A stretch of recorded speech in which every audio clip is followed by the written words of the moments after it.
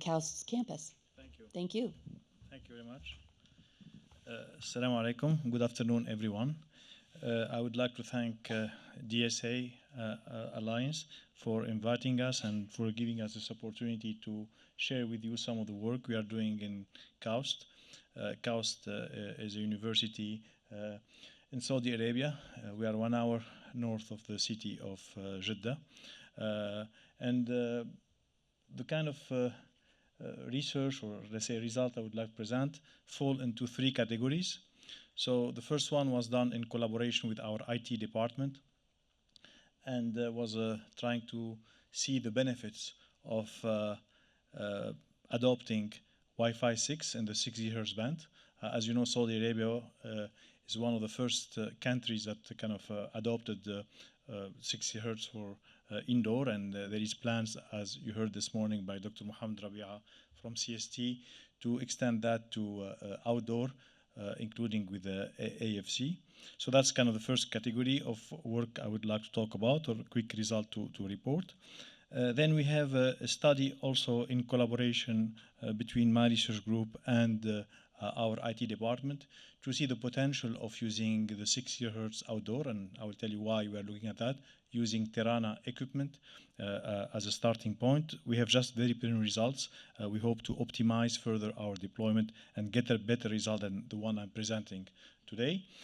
And the third kind of topic is more research topic, which is how we can better coexist in the 6 GHz band. I think we have heard this morning from everyone like this nice kind of conclusion that we are at a time where essentially spectrum is getting congested, and we have to learn how to basically coexist in this band that is made available. I have a lot of slides here. I will not go through all of them. I will use just some slides as a reference slides for my presentation. So basically for the indoor coverage, so as I mentioned, KAUST was one of the first adopters of this Wi-Fi 6E.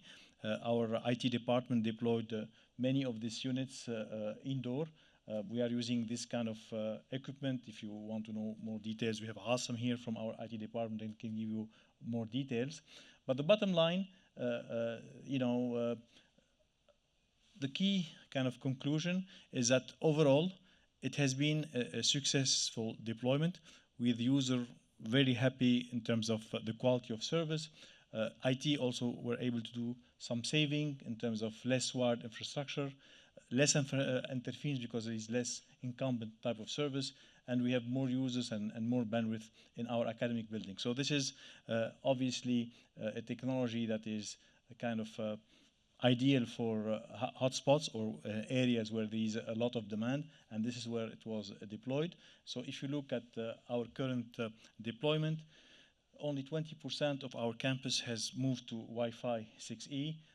Over 6 buildings, we have this many of access points. These many clients are using this Wi-Fi 6E, and we are covering mostly academic buildings. 55% of the academic buildings are now covered by Wi-Fi 6E. Now, to explain a little bit the second statistics we are showing there, that 11% of the overall campus is covered by Wi-Fi 6E, I have to explain to you a little bit the context of KAUST. So KAUST is a university, but beyond the university, it's a community. It's a community of about 10,000 people, where we have faculty, research staff, students, but also people supporting this community in terms of, a clinic, people working in the clinic or the supermarket. So it's a kind of a big community of 10,000 people. So we are talking about 36 kilometers square area covered by this university. So beyond connecting the academic buildings, there is a need to connect many other areas within the campus.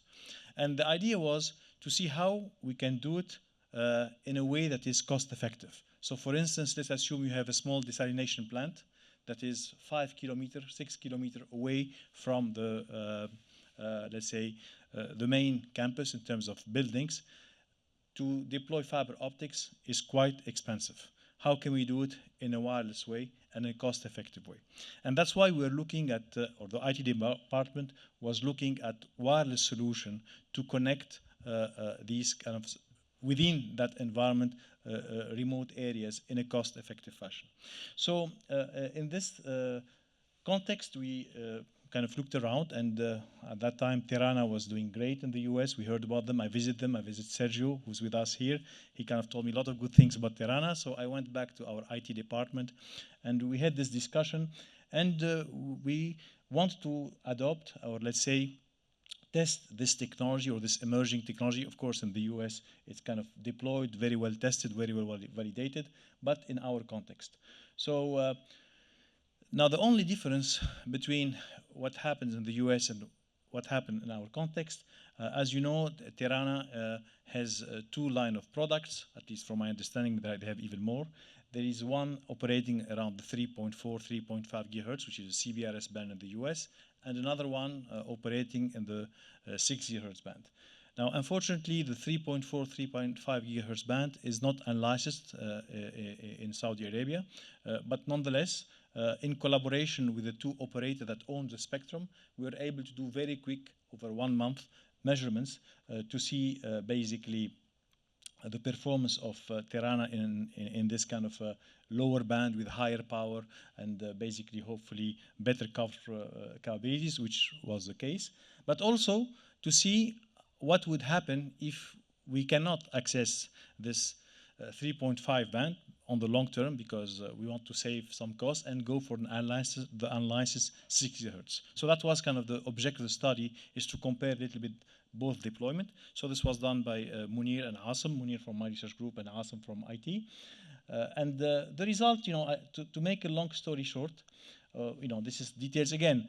We have all these slides. If you really want to go into detail, offline, we'll be happy to show you the slides with here Munir and Asim. But just let me show you the deployment. So we picked some user scenarios. So we have like a particular case where we were looking for connecting these so-called remote area that requires some extra capacity, and where basically putting a fiber would mean that we need to go underwater, or we have to go over a very long distance, and that will cost a lot of money. So these are the scenarios that have been identified. Some of them are line of sight. Some of them are small n line of sight, meaning that near line of sight, which means partial obstruction, all the way, of course, to a full non-line of sight, a big building on the way, or like a lot of trees that kind of degrade the signal. So we had about, as you see here, 7 or 8 scenarios, and we have the result at 3.5 gigahertz. Again, we can share with you the slides. We have the result at 6 gigahertz. But the bottom line, this is what you would like to see. What you would like to see is going from the basically closest link, nearly half kilometer, all the way to a nearly 4 kilometer link. Some of them are non-line of sight, some of them are line of sight, and some of them are near line of sight. As you see, in all cases, the 3.5 gigahertz is doing great, or as advertised, let's say. On the other hand, the 6 gigahertz band is not doing as well. In the line of sight is doing really well, and probably the loss that you see in terms of speed is expected, because, as you know, the penetration loss, as Munish explained very well this morning, is to be higher. Also, it operates at a lower power to meet the regulation requirement. Now, the problem is sometimes, as you see, you have no connection, particularly in a non-line of sight, or even sometime in a near line of sight, where you get very little kind of actually, no, you do have good performance in this particular near sight, but essentially in non-line of sight, as soon as you hit the non-line of sight, you have either very poor performance or no performance at all. So this is, again, as a disclaimer, let's say, just initial results. We'd like to work very closely with the team of Sergio, hopefully get some extra technical assistance and see if we can recover and get a little bit of better signals by maybe learning about better alignment techniques in order to recover some of the loss that we are seeing by moving from line of sight to non-line of sight. So that's kind of the second, let's say, category of result I want to share with you. But by the way, this is latency also. As you see, 6 gigahertz is showing much better latency capabilities as long as you connect than the 3.5, which is great. many applications like gaming and so on, where latency is a critical element or critical quality of experience that you are after. Definitely the 60 Hz band is showing much better quality as shown in this graph. Now, again, we would like to acknowledge the collaboration of CST, first of all, who gave us authorization to run these experiments in our campus. And of course, the two operators who own the spectrum in the 3.5 band, who allowed us to kind of run this experiment as a benchmark on their band for free over the month, so that we can kind of compare in exactly same locations how a 6 GHz deployment will compare to a 3.5 deployment, with the understanding again that we hope to further improve the result obtained for 6 GHz by optimizing our deployment and the tilting of our antennas and so on. Now, the last thing I would like to talk about relatively quickly, and again, if you want to know more about this third project, I invite you to talk to Dr. Hussein, who's here, and we have a poster and a set of slides. And the idea here is how can we better coexist? How we can make Wi-Fi and, like Monisha mentioned this morning, NRU, you know, like that's usually the preferred kind of cellular that you want to use in a coexistence mode. Now, as you know, and the usual way of doing this is so-called listen before talk. That's what you want your NRU to do, is to listen before talk, and then once you listen and you find that there is kind of an opportunity to transmit, you kind of activate your NR. Now, the approach suggested here by the team is to, like we have seen many talks this morning and early this afternoon, use AI. By using AI, what do we mean? We mean that as Wi-Fi stream, or as you run like some Wi-Fi stream, YouTube, a combination of YouTube, WhatsApp, and so on, you put, and this is done offline, by the way, you put a USRP. By the way, and another kind of comment here, just because of limitation in the hardware we have in our lab, we run this in the 5.2 megahertz. We are not really in the 60 megahertz, but we believe that this idea, once we have equipment operate 6 gigahertz, will be able to be extended because the concept is the same. But at this point, we are running basically Wi-Fi at 5.2 gigahertz in a local environment, and you are listening and learning Wi-Fi patterns. When you have streaming, a combination of different streams. When basically, as you know, you have a slotted type of transmission, when you have a silence, how long on average that silence is going to remain. When you are activating again, how long are you going to stay active? So, you know, AI is very good at identifying patterns, and the idea is to try to learn this pattern offline. Now, once you learn these patterns, you want to go into a real-time mode, where basically you have a moving window. This moving window, which we call here history, is going to kind of monitor essentially the occupancy of the slots. You will be giving, I mean, intuitively and more weight to what happens, obviously very close to the decision making, maybe less to the kind of much more old slots. But at the end of the day, the idea is to use prediction algorithms that are AI inspired or AI based algorithms to predict what's going to be the occupancy level in the next few slots. And with that, you expect or you hope to beat classical listen before talk. That was the motivation behind this study, again, conducted by one of our students who actually finished his research and now is doing his PhD at Oxford. So here are the results. So we have here a comparison between classical or well-known prediction algorithms that are based on AI. And as you see, they perform with different level of accuracy. Obviously, the more history you have, the better it is, in the sense that you're you get better accuracy, or accuracy increase as you increase your history window. At some point, it saturates, so there is at some point like 200 slots, there is no point, you have diminishing returns. And then, of course, in terms of prediction the future, of course, the closer slots ahead of you the better is your estimation or your prediction, and as you see, the accuracy can be all the way to 90% if you use the best algorithm, the green one here, the so-called prefix former. Now, how do you compare these different basically approach? So if you take basically, let's say, listen before talk as your benchmark, you see that basically you let Wi-Fi by itself. Of course, that's not the right way to do it. Listen before talk. So like basically the orange and green is kind of when they coexist with a listen before talk type of methodology. Wi-Fi, if you keep it by itself, which means it just occupy the full, it will be at roughly 0.6 throughput. When we go with this approach we are suggesting, we have two flavors. We have what we call the passive flavor and the proactive flavor. So the passive, basically, NRU is not interfering at all with Wi-Fi. It's basically let it kind of dictate in terms of essentially accessing the channel as it likes.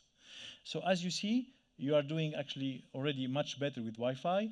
Definitely, you kind of also increase your NR, and the sum rate, the whole basically throughput is of course much better than if you just use listen before talk.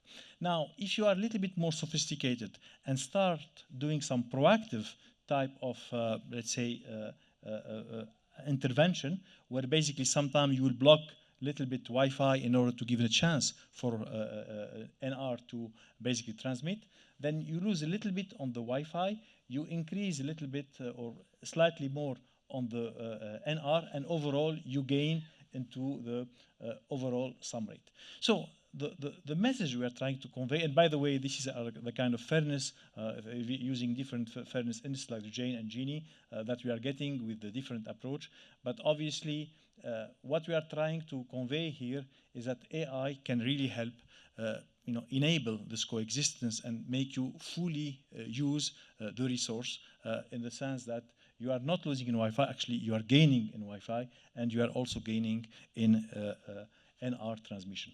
And you can monitor a variety of other kind of parameter, like the number of collision, where, as you see, is much higher with listen before talk, and much lower in passive and proactive type of approach. And you can also monitor the latency, which is the best with the passive approach. Proactive, you lose a little bit in latency at the expense of this gain in spectral efficiency, if you will, on throughput. And of course, we looked also at the decision delay, because at the end of the day, you have a certain complexity constraint in any device that's going to be running these kind of algorithms. So you'll not be able to make an instantaneous decision. You have to leave with certain delay, and you don't want this delay to be too much. Maybe in theory, you get a certain gain, but by the time you wait a lot, the whole thing can change and becomes outdated, and the theoretical result, theoretical gain, becomes kind of not meaningful. So with that, I would like to conclude, and I would like just to, again, summarize our three main points. Our indoor deployment has been quite a success, and that's the IT department that ran that. This kind of initial investigation on using 60 GHz for outdoor requires a little bit more, let's say, kind of refinement and fine-tuning to fully take advantage of this band. Maybe not as good as 3.4 in terms of coverage, but hopefully we'll be able to get much better result in the non-line of sight, because for now the results were not that great. And finally, I think this is a new research direction that we are getting into, which is how we can better use the 6 GHz channel in a coexistent mode. And what we did in this band can be extended to many other bands that have been discussed earlier this morning. 15 GHz is just learning the pattern, learning what is the pattern of the incumbent and how you can kind of come and start transmitting on a secondary basis. That's all. Thank you. Thank you, Dr. Alouini. Why don't we